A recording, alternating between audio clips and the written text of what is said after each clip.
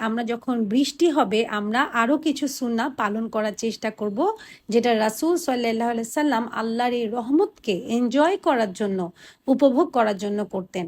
যেমন রাসূল সাল্লাল্লাহু আলাইহি সাল্লাম যখন বৃষ্টি হতো তখন বৃষ্টিতে দাঁড়িয়ে থাকতেন এবং ওনার দেখা যেত জামা কাপড়ের একটু অংশ গুটিয়ে, হাতের পায়ের একটু অংশ গুটিয়ে উনি ওনার বিভিন্ন শরীরের জায়গাকে একটু বের করতেন এবং তাতে বৃষ্টির পানি ছোঁয়াতেন, তাতে বৃষ্টির পানি লাগাতেন।